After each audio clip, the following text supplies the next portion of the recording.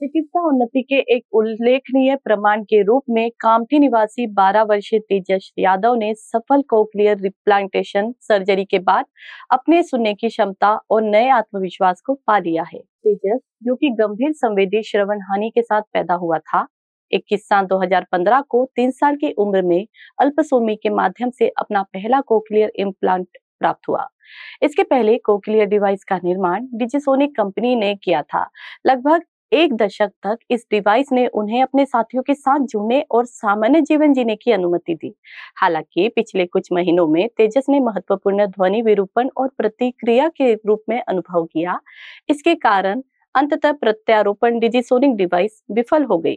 माता पिता अब अपने बच्चे के भविष्य को लेकर काफी हैरान थे, इसलिए उन्होंने ऑडियोलॉजिस्ट और स्पीच थेरेपिस्ट के परामर्श के बाद विफल डिवाइस के इम्प्लांटेशन और कोक्लियर डिवाइस के पुनः प्रत्यारोपण का विकल्प दिया।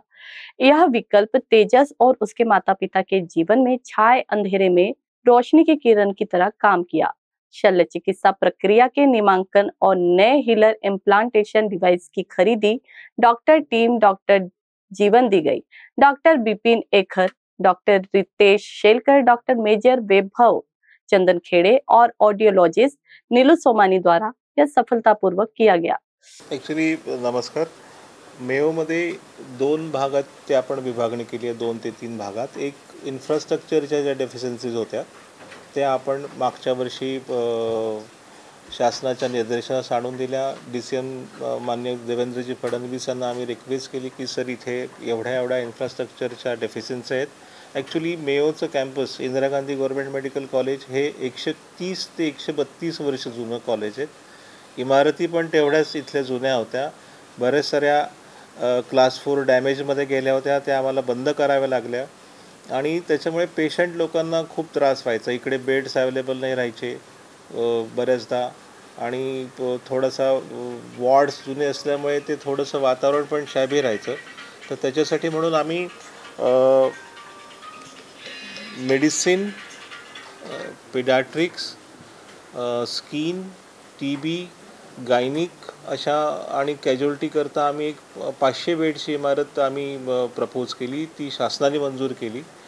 आणि बाकीच्या त्याच्यासोबत बाकीच्या ज्या इन्फ्रास्ट्रक्चरच्या डेफिशियन्सीज होत्या, जसं आमचे हॉस्टेल्स जुने झाले होते, तर ते 2 हॉस्टेल्स जवाहर आणि सुभाष ते पण क्लास 4 डॅमेजमध्ये गेले होते. मुलांना पण त्रास व्हायचा. तर त्याच्यासाठी म्हणून आम्ही शासनाला, राज्य शासन आणि सेंट्रल गव्हर्नमेंटकडनं आम्हाला मग आता 62 कोटीचा फंड मिळाला. त्याच्यापैकी 53 कोटी आम्ही ते 2 हॉस्टेल डिमॉलिश करून त्याच्या जागी 2 नवीन हॉस्टेल्स आम्ही हे करतो आहे. पहिले इथे 60ची MBBSची इनटेक कॅपॅसिटी होती, ती आता 200 झालेली आहे.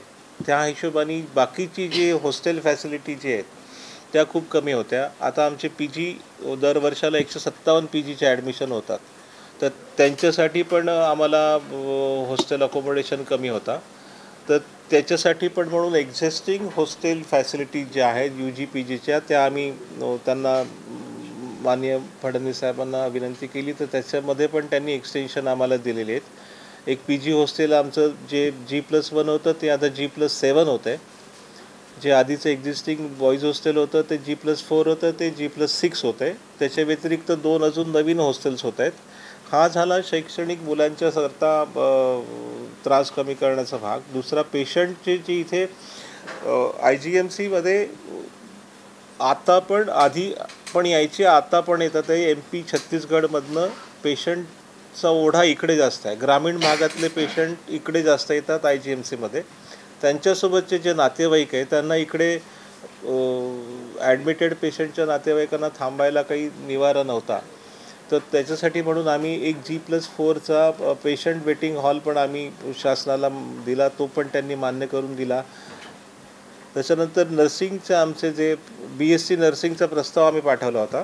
आता आमच्याकडे GNMचा आहे कोर्स सुरू, तर BSc नर्सिंगच्या प्रस्तावाला पण मान्यता मिळाली. त्या हिशोबाने त्यांचं नर्सिंग कॉलेज पण आम्हाला नवीन सँक्शन झालं आहे. असे विविध 34 आमचे इन्फ्रास्ट्रक्चरचे प्रस्ताव गव्हर्नमेंटने मान्य करून 400-450 कोटी रुपये त्यासाठी मंजूर करून ते आम्हाला वितरित पण होत आहेत. स्टेज वाईज होतील पण. आणि त्याच्यातले 2 बांधकाम आमचे पूर्ण झालेले आहेत. एक आमची जी OPD आहे, एक्झिस्टिंग OPD, ती खूप लहान आहे, म्हणजे ती ओल्ड आहे आणि आमचे जवळपास 1800 ते 2000चा पर डेचा OPDचा आमचा फुटफॉल आहे. तर तिथे सगळी गर्दी व्हायची, पेशंट लोकांना खूप त्याच्यामध्ये त्रास सहन करावा लागायचा. तर ते आम्ही लक्षात घेतलं आणि एक OPDचं सेपरेट काउंटर आम्ही बनवलं रजिस्ट्रेशन करता, ज्याच्यामध्ये मेल फिमेल OPDचं रजिस्ट्रेशन काउंटर्स वेगळे आहेत.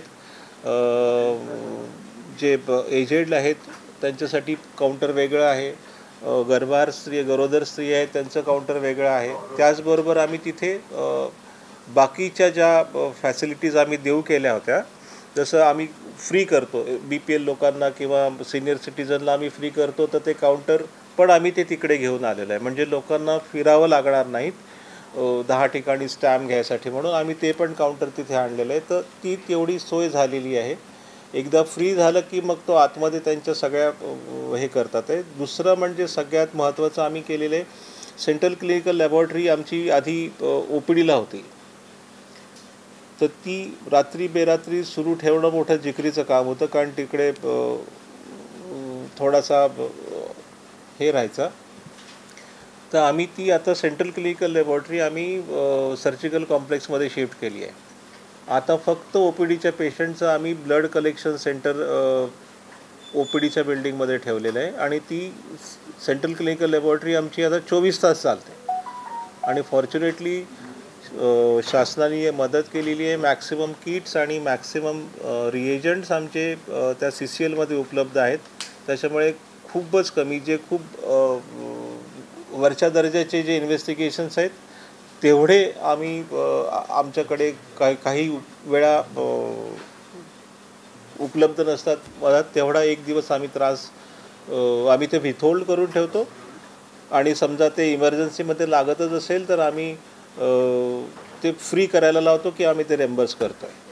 Central provincial school end junior college शिक्षा पाए अब संस्कार के साथ day boarding end residential school facilities library laboratories computer room digital classrooms music vocal and instrumental dance classical and western sports indoor and outdoor. Central Provincial School and Junior College 38 Vedahari Outer Ring Road Post Besa Nagpur. Our branches at Rameshwari and Vedahari. Contact number 7276066999 and 7276055999. Central Provincial School and Junior College.